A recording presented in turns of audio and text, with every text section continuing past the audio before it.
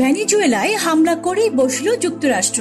ক্যারিবীয় সাগরে ভেনেজুয়েলার একটি নৌযানে মার্কিন বাহিনীর হামলায় নিহত হয়েছে অন্তত 11 জন। যুক্তরাষ্ট্রের দাবি এটি ছিল একটি মাদকবাহী নৌযান, যা নিয়ন্ত্রণ করছিল ভেনেজুয়েলার কুখ্যাত gang Tren de Aragua. President Donald Trump নিশ্চিত করেছেন আন্তর্জাতিক জলসীমায় অভিযান চালানো হয়েছে। তার ভাষায়, ওই নৌকায় প্রচুর মাদক ছিল এবং সেটি ধ্বংস করা হয়েছে।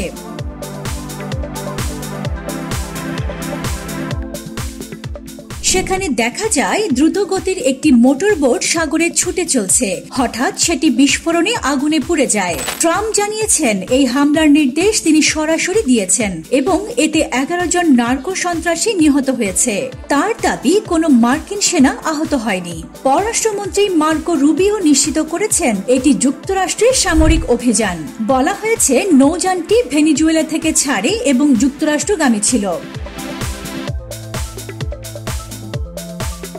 তবে এখনো স্পষ্ট নয় ওই নৌকায় ঠিক কোন ধরনের মাদক বহন করা হচ্ছিল। ওয়াশিংটন বহুদিন ধরেই ভেনেজুয়েলার প্রেসিডেন্ট নিকোলাস মাদুরোর বিরুদ্ধে মাদক চোরাচালানের অভিযোগ তুলে আসছে। এমনকি তার গ্রেফতারের জন্য পুরস্কারও ঘোষণা করা হয়েছে $5 কোটি।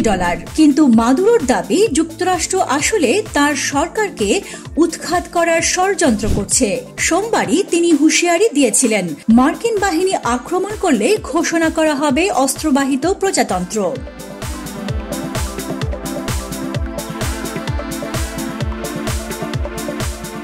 বিশ্লেষকদের মতে এই হামলার মধ্য দিয়ে যুক্তরাষ্ট্র ভেনেজুয়েলার উপর সরাসরি সামরিক চাপ বাড়িয়েছে, আর এর ফলে দুই দেশের সম্পর্ক নতুন করে অস্থির হয়ে উঠছে। পতাকা সারথী, বাংলাদেশ।